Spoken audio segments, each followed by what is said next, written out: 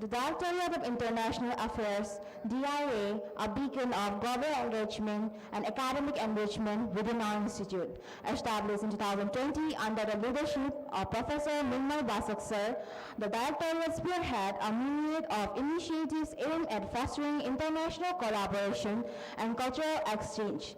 As a distinguished professor in the Department of Pharmaceutical Science,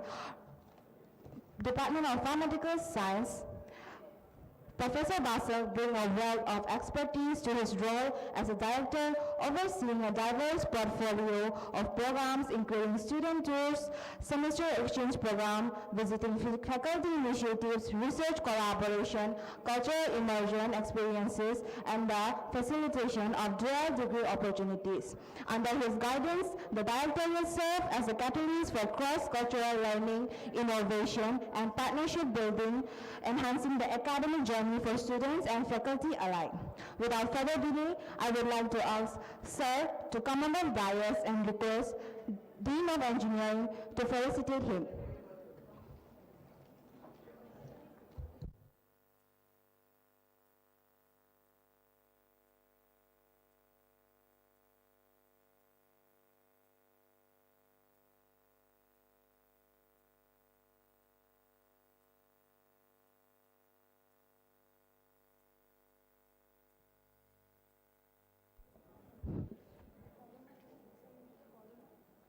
Which one?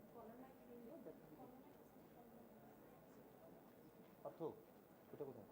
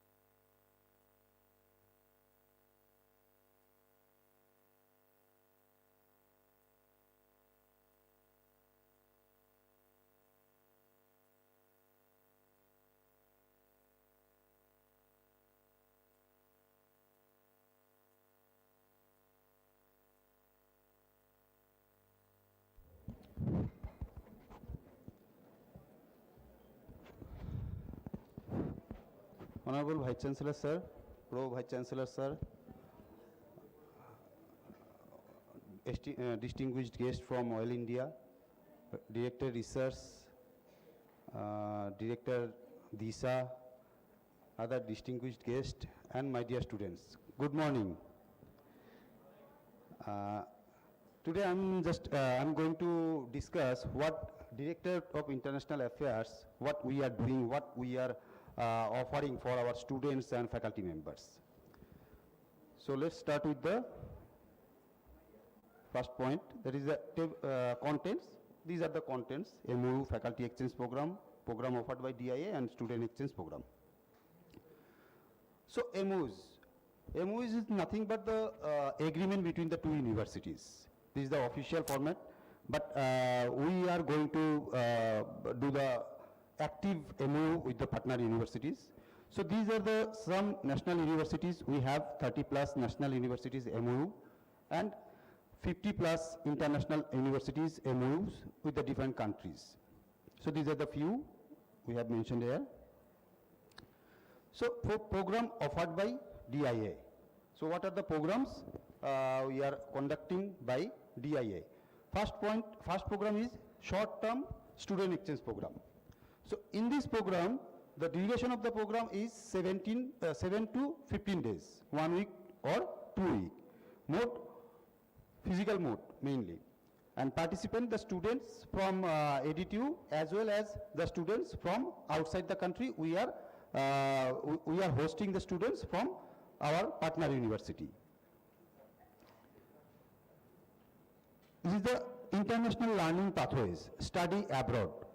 So in this case, what we are doing, we are offering the partner universities, the students, they can come to ADTU and they can study postgraduate program for 2 years with full scholarship. Simultaneously, our students will be benefited by our partner university. They are offering our students to study in their university post-graduation with full scholarship. That is the study abroad program. Semester exchange program. This is the duration of 5 to 6 months, one semester. In the students from ADTU, they can go to other university for one semester. Simultaneously, the students from outside the country, our partner university, they can come to our university for one semester. They can study and they can earn the credit for one semester. So in this case, funding. Some university like European university, you can get the scholarship, full scholarship, and few universities in Southeast Asia, you can get the full free of only tuition fees. So this type of programs are there. You can avail semester exchange program. Cultural immersion program, like the short-term student exchange program. This is the cultural immersion program, 7 to 15 days. We have sent the students, I'll show the picture. We have already sent the students to Dubai, Malaysia, Vietnam. Same educational immersion program, 7 to 15 days. This is online as well as offline. International seed grant. So in this case, what we are doing that with the partner university, we are providing the seed grant. Our faculty members collaborated with the other researchers of partner universities, and they can jointly do the project, and for that we will provide the seed grant. Simultaneously, the partner university also, they are providing the seed grant. Our pharmaceutical science, one faculty member, Dr. Partho, he is doing the joint collaboration research work with the INTI Malaysia, with the seed grant given by the INTI Malaysia. Citation Club. In this case, what we are doing, we are collaborating the researcher from ADTU with the other universities. And they jointly they are publishing the paper. Simultaneously, they are citing each other paper to increase the citation of both the universities. Inbound teaching mobility. In this case, we are hiring the faculty members for one semester. For one semester, the partner university, they will send the faculty members to ADTU. They will teach here for one semester, and they will go back. Simultaneously, we are sending the faculty members to partner university for one semester. They will teach there and they will come back. This is the inbound teaching mobility. Global degree program. In this case, we are doing the global degree like 1+1, 2+1. Especially the MBA students, they can study here first year, first and second semester, and they can study second semester, means third and fourth semester, to our partner university. Especially in European country, already we have collaborated with the Cage Business School, France. So they can go to the France for one semester, 2 semester, means 1 year, final year. They can study there, and after completion of the course, they will get job, and they will get the 3 years work visa, European work visa over there. Simultaneously, we are also offering our partner university, 1 year they can study there, and 1 year they can study here. Even though we are on the process of offering the 2+2 UG program. This is for PG program. We are also offering the UG program, 2+2 like this. Virtual exchange program. What we are doing in offline mode, same things we are doing in online mode. That is a virtual exchange program. Already today, one virtual exchange program is going on with the collaboration of Assam Downtown University, UCRIDA Indonesia, and Samar State University of Philippines. These three university collaboratively, we are doing the student exchange program in online mode. visiting faculty. So we are recruiting the faculty members from our partner university, as well as the partner university, they are recruiting our faculty members as a visiting professor. So that the role of the visiting professor, either online or offline.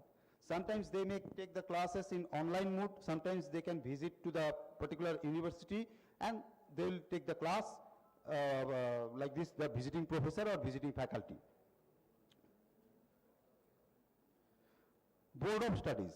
We have 20 Board of Studies throughout the different faculties. So now we have the members of Board of Studies. What we are doing, we are recruiting one expertise to each Board of Studies from our partner universities. So this is the Board of Studies. Faculty and Admin Exchange Program, inbound.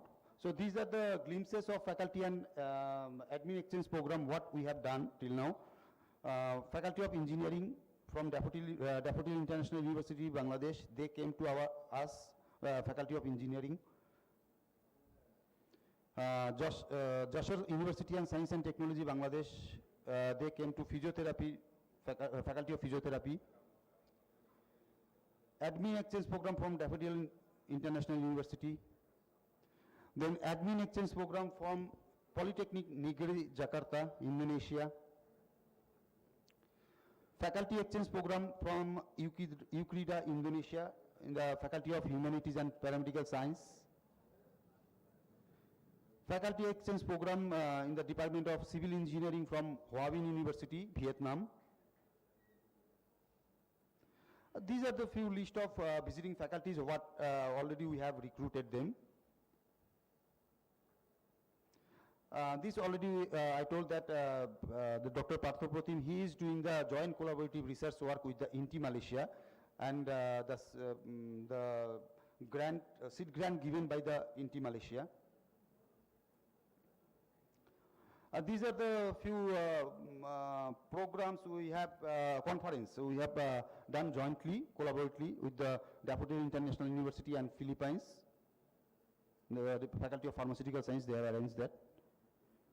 And this program is ongoing program. Faculty and Admin Exchange outbound. So these are the few conferences we have attended, API, EAIE, and Admin Exchange Program in the Faculty of Daffodil International University. Then same Admin Exchange Program in Malaysia. Faculty Exchange Program, we have sent the faculty members from Faculty of Physiotherapy to Faculty of Physiotherapy of INTI. Faculty Exchange at Hoa Binh University, Vietnam. Admin Exchange, Daffodil International University. Guest speaker at Jatiyo Kavi Kazi Nazrul Islam University, Bangladesh, by Dr. Shalaka Baidyo from Physiotherapy. Faculty Exchange Program at Ukrida, Indonesia, from Faculty of Humanities and Social Science. Student Exchange Program, outbound. So these are the students we have sent to FPT University, Vietnam, for research-related study tour. The program name was Research-related Study Tour. We have sent the students, they have attended the programs and they got the certificate, they came back. So this is the research-related study tour, Vietnam. We have sent the students to Dubai, Immersion Studies Tour. We have also sent the student to Malaysia, UCSI University, Immersion Study Tour. So we are going to organize one inbound student exchange program from 29th of March. So we are hosting this. We got the nomination from different universities of our partner universities. And these are the international students we have right now from Nepal 50 plus, Bhutan 130 plus, Bangladesh 110 plus, and from Africa 27 plus. So these are the team of DIA. So thank you. And this is about the DIA, what we are doing right now. And the students, you can avail all the programs what already I have discussed. So students can avail the program. You come to our office and you can avail the program. Thank you, sir. Thank you.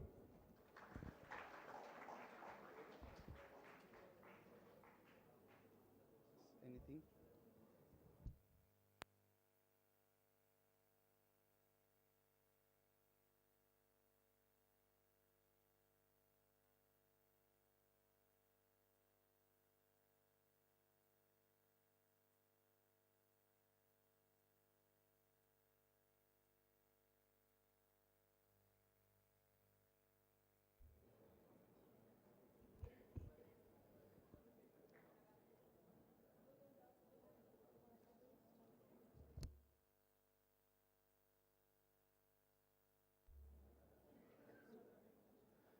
Thank you so much, sir, for your valuable insights on one of the flagships of Assam Downtown University, which is our Directorate of International Affairs. Now, we have our 8th plenary talk, and we have Shri Pankaj Kumar Goswami, sir, who is the Director of Operations of Oil India Limited, the oldest oil exploration and production company in India under the Ministry of Petroleum and Natural Gas. Additionally, he also holds the directorship in international JVS like JSC, Vanconeft, LLC, TYNGD, and Worldes Investments Limited. As Director of Operations, he spearheads the entire gamut of activities related to oil and gas production and transportation in India and abroad. A veteran in mature oil and gas fields, Mr. Goswami, sir, has conceptualized many out-of-the-box ideas, helping to maintain the top-line growth of the company. Mr. Goswami is also steering the energy transition journey of the company with multi-pronged approach of resilient hydrocarbons, gas business development, renewables, and other enablers such as the hydrogen ecosystem development in the country. A true technocrat, Mr. Goswami, sir, is passionate about the next frontier of energy that can be unlocked, combining technological innovation and human ingenuity. Now, without further delay, I welcome him on the dais, and I respect our respected Vice Chancellor, sir, to felicitate him with a shilling and the token of appreciation.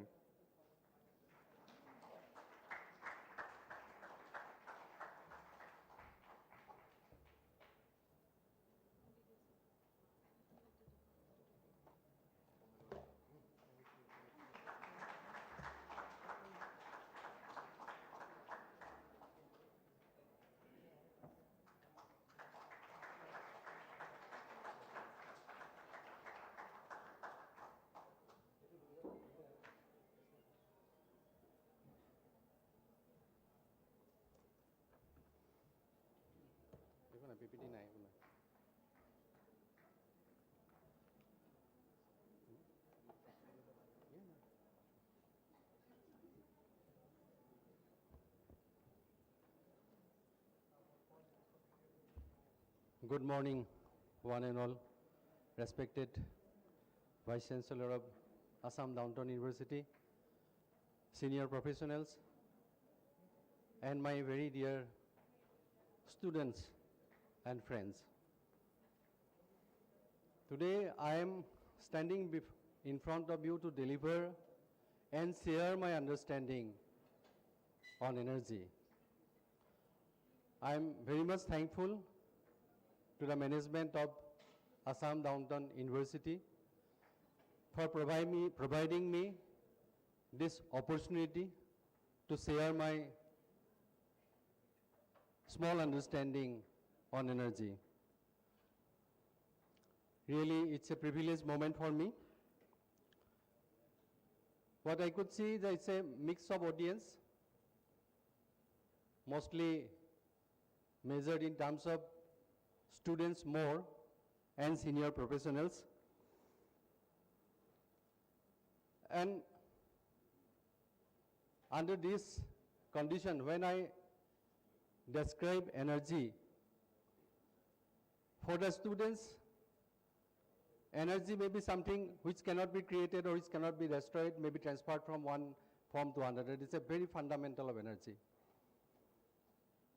But when I talk now, I will rather focus on the energy molecules or the droplets which are actually moving the entire world from our kitchen to the roads, air travel, industries, heating, lighting, everything.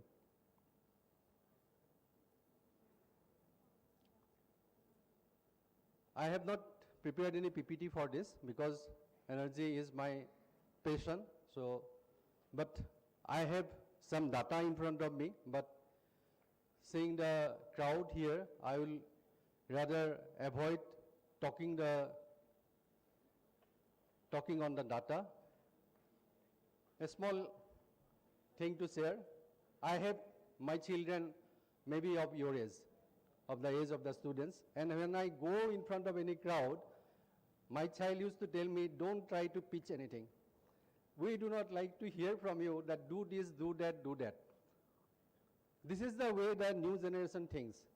So definitely I will not try to impose anything, but I would just like to make you understand what I know about the energy business. Why energy is so important? The entire human population is moving around energy or these energy molecules. The countries, the societies, the economies, big or small, everything is moving around this word energy. Even the world politics is also moving around energy. Energy is now a big, big political game.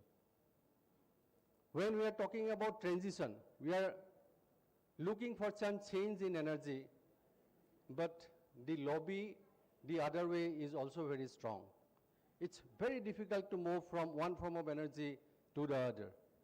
People are talking about lots of bad effects of fossil fuel, but when I talk, I must definitely tell you the transition is really, really difficult. I represent an oil and gas company. We call ourselves an energy company. We produce day and night oil and gas to ensure energy security of the nation. We call ourselves energy warriors or energy worshippers. But today there are questions on the long sacrifice of all of us. There are questions whether oil and gas is a sustainable fuel. Are we destroying our very own planet where we are living? Today I will not be surprised if the kids from here go to the street marching and cajoling their own parents, saying that what you are doing is not right. Because they are more worried about the future, they will have to face the brunt of this climate change. They will have to live in the new world of climate change.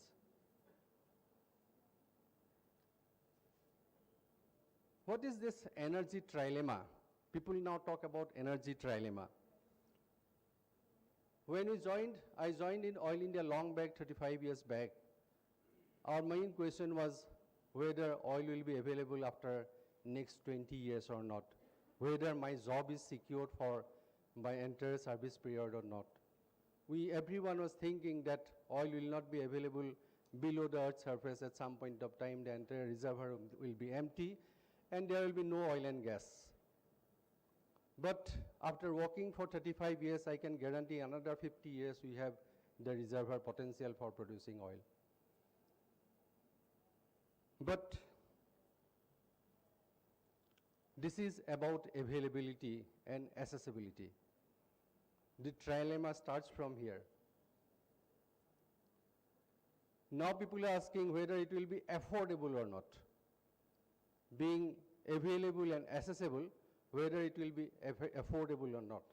Till that point of time, the question is very simple. We can say it will be affordable at some price. But the tough question comes when people ask whether it will be sustainable or not. And then the trilemma becomes very complex to answer whether the oil and gas fuel will be sustainable or not.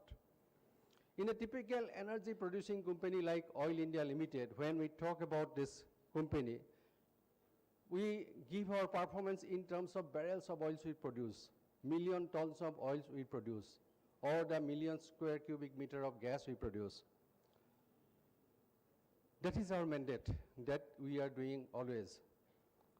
But I would like to tell you a different story. Now people do not ask me how much oil or gas you produce. Only the ministry will ask me. When I face the young generation, they ask me, what gigatons of carbon dioxide you have emitted to the atmosphere? That is a difficult question to answer. When we are going for enhancing oil and gas production, it is basically for enhancing your lifestyle, enhancing your comfort, enhancing some better things into your life. But the things becomes complex when you ask how much gigaton of carbon dioxide you have produced. We all are talking about this climate change. We say that the climate change poses imminent threat to our existence. And we always tell that we must reach net zero faster than we have ever thought of. Definitely, we will have to do it while at the same time giving enough energy to keep our livelihood, keep our life moving. And that is very, very difficult. As I told you, I will not go for any data, but before I proceed, I will tell you a small story. In 1944, 29 reindeers. Do you know reindeers? Reindeers are some deers which are having big horns on their head. So 29 reindeers were caroled and barged into a ship and taken to the small island in Alaska called the St. Matthews Island. Why they were shipped there? Because that point of time World War was going on, and there was some radio navigating crew working in that Alaska island,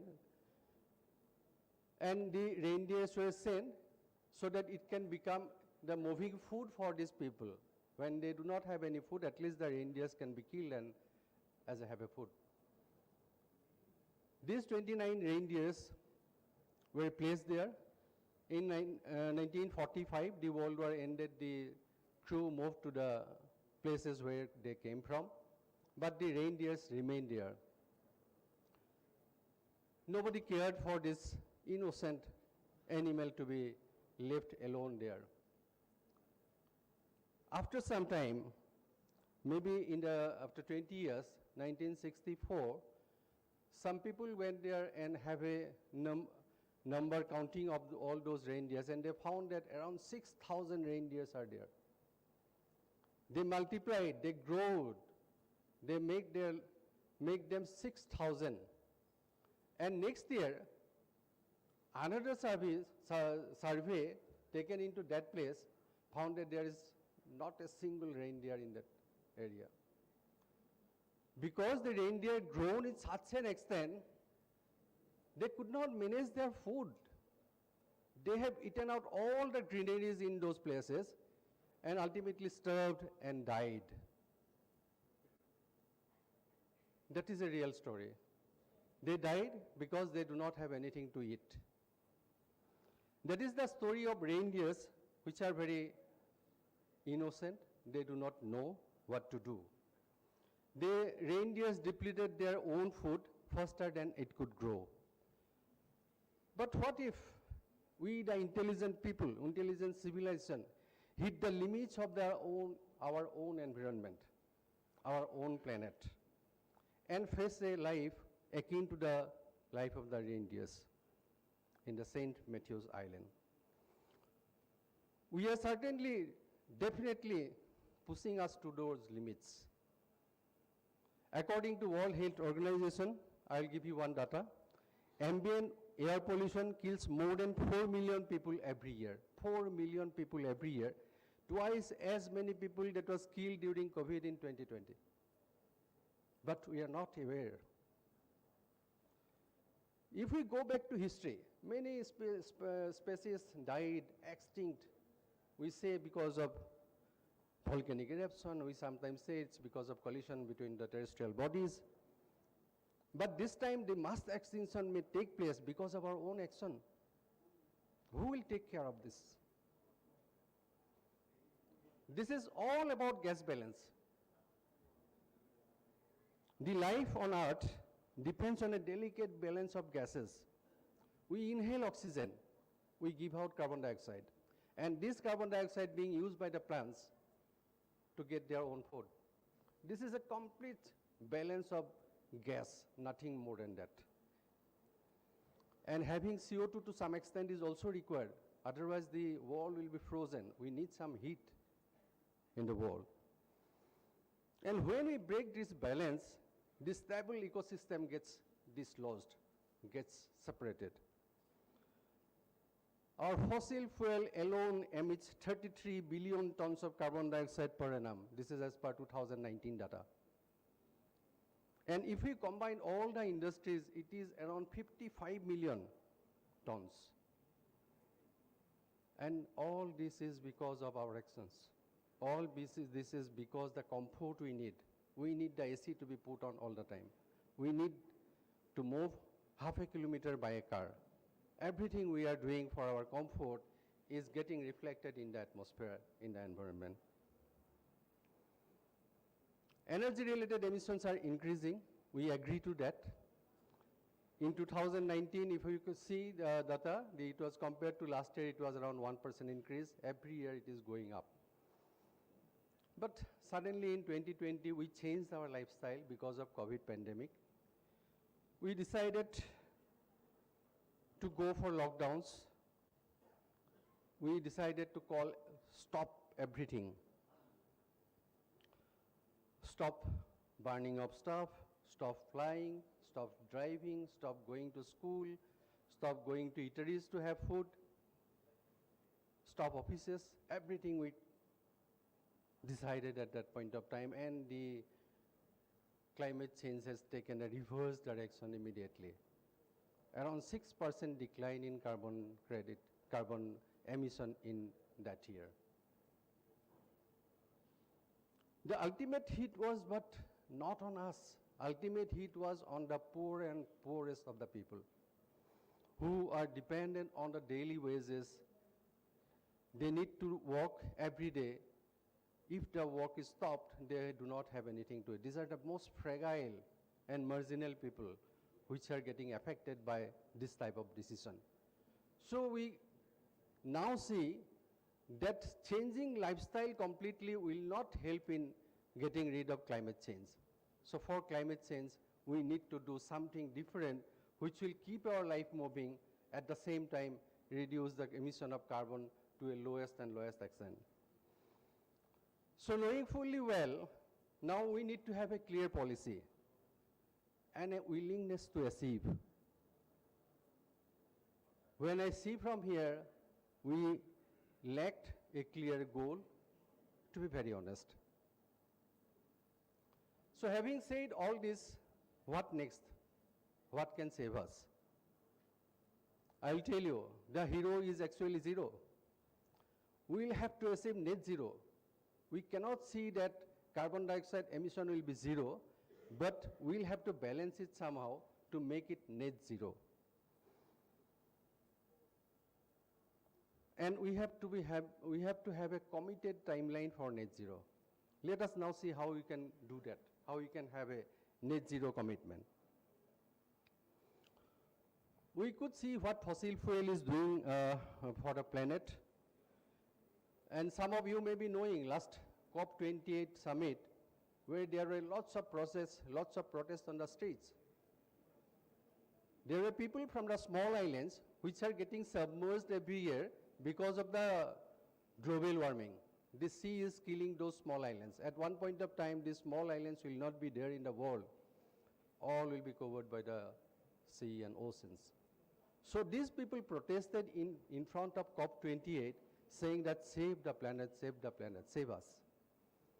And ultimately, the COP28 has decided to begin the end of the fossil fuel. But what I could not see was how we could stop relying on fossil fuel and have a life which is different from fossil fuel. We are always dependent on oil and gas. We cannot change our lifestyle immediately. Yes, reliable electricity is making a stride, but we can convert entire electricity to renewable with the help of sun and the wind. That can be done. But electricity or the electrical energy is only 20% of our total energy mix. Rest, entire 80% we are dependent on the fossil fuel. We are dependent on oil, we are dependent on coal, we are dependent on gas. So that is the way the energy picture is now going on.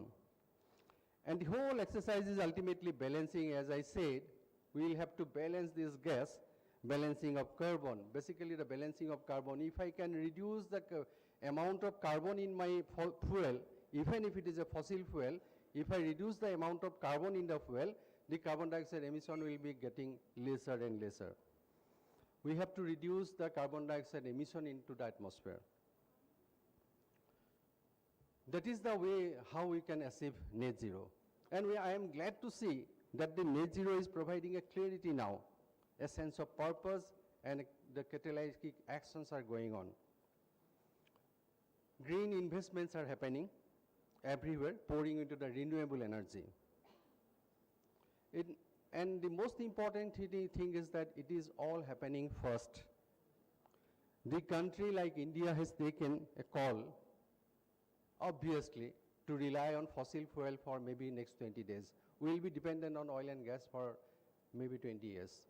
We cannot change oil and gas because of our huge population, because of our growing economy. Everyone needs a car. Everyone needs an AC in their house. So we cannot shift from this oil and gas immediately. We'll have to rely on this oil and gas for next 20, 30 years. But we can reduce the amount of carbon in that oil and gas. What we are doing now, we are trying to add ethanol to the petrol. We are trying to add methanol to the diesel. We are saying that our gas economy, our primary energy mix, the gas is presently 6%, will go up to 15%. What will happen from that? For us students who are sitting here, we are actually trying to reduce the carbon in the fuel. Oil and gas will remain. If I add ethanol to the petrol, the long chain carbon is getting replaced by small two carbon elements. So when I reduce 6 carbon with 2 carbon, that means I am reducing my carbon footprint to the environment. If I add methanol, I am definitely adding only 1 carbon, replacing with the long chain carbons. If I add gas to the main fuel mix, if I increase the gas is nothing but methane. Methane is CH4, only 1 C. If you can come back to 1 C, definitely your carbon dioxide footprint is going down. That is the mandate. That is the way the government of India is presently thinking. We will have to rely on fossil fuel, but with lesser and lesser number of carbon. That is the way of achieving net zero. That is the way of resolving this critical problem of energy trilemma. To address the sustainability, we'll have to do that. Over and above, various other steps are being tried. We are looking for green gas. What is a green gas? We are not producing from fossil fuel, that will become a green gas. If we can produce from the municipality waste, that becomes green for you. You have win-win situation. The municipality waste will be used and you will be getting gas. These are compressed biogas projects we are looking for. As a company, we have been working on that to produce gas from the municipality waste. Lots of municipality waste if you move around in Guwahati. You cannot move, you have to close your nose. Smelling, you can use that smell for producing gas. If you can produce gas from that, your problem of the municipality waste gets resolved, and at the same time you are getting natural gas, pipe gas to every houses. That is less carbon and better environment friendly. At the same time, a major stride has been taken to replace gas with hydrogen. It's in a very nascent stage as of now. European countries has done a lot. But as I said, it's politics. Entire energy system is politics. You will have to address that politics. Hydrogen still is in a nascent stage. As Oil India, I can proudly say that we have established one green hydrogen plant in Jorhat, Assam. The plant is producing now, and we have also created a green hydrogen bus, that is a e-fuel, e-cell bus. So that bus can run with hydrogen and can emit only water in the exhaust pipe. It will not even emit a single drop of carbon dioxide. It will emit pure water, H2O. So that is the most environment friendly thing that can happen, that can radically change the entire world if we take hydrogen as the fuel. So all actions are on to take hydrogen as the fuel. Even we are also trying to blend hydrogen with the natural gas so that the carbon component of the gas can be reduced and the calorific value of the gas can go up. These are the actions, parallel actions going on. Hydrogen can be a savior for all of us. Now, if I look into the emission, major emission is from transport sector, from the roads, from the flights.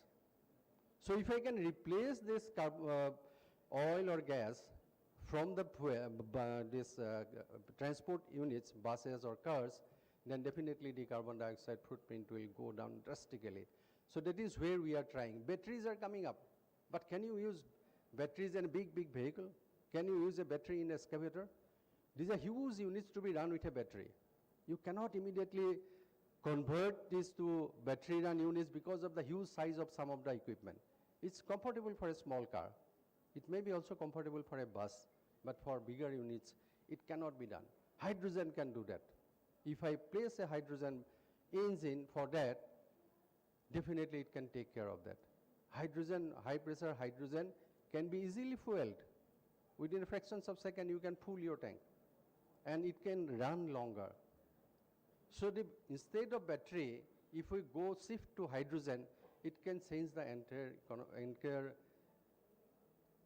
gamut of activities. So we are looking for that. And we are looking for scientists like you, young minds like you. You will have to work on that. You will have to show us the path. You can be the guide for all of us. As Oil India, we have some startup projects. You can work on that. We have a grant which we can give you. Come up with good ideas. We'll be definitely help you. We'll be happy to sponsor these events for all of you.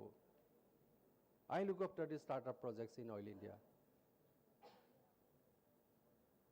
So this is all about the energy, all about the concept of energy and the transition taking place that I have gathered throughout my life and throughout my experience in this oil company. I'll be definitely happy to share more information on this. Today I'm avoiding the data because it's full of data. You can check the internet. Lots of data based on energy and the climate change. You will get many information. I'm avoiding all those information. I'm just telling you the story of energy. So this is all about from me. Thank you for patient hearing. If there is any query, I will be able to answer offline also. Anytime, if you have any query, you can approach me.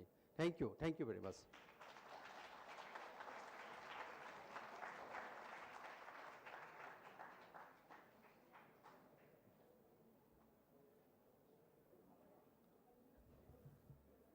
Thank you so much, sir, for being the guiding light to the grateful audience here. And me, myself, I am a resident of Duliajan. So Duliajan is a headquarter of Oil India Limited. So I feel myself very proud to be standing here in the same room as you are. So thank you so much, sir. As of now, we will be having our high tea and we'll be having a short break as well. So I request our volunteers to please guide our VIPs and dignitaries. And of course, the students and all the remaining audience will of course head on to the venue as the same as yesterday. And the volunteers present for the day will please guide our dignitaries to the provided venue for high tea.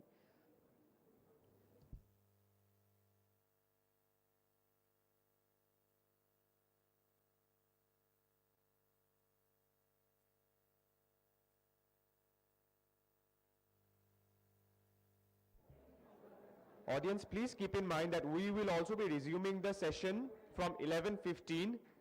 I repeat, we'll be resuming the session from 11:15. So I request the audience to please come back to the venue from 11:15. Thank you.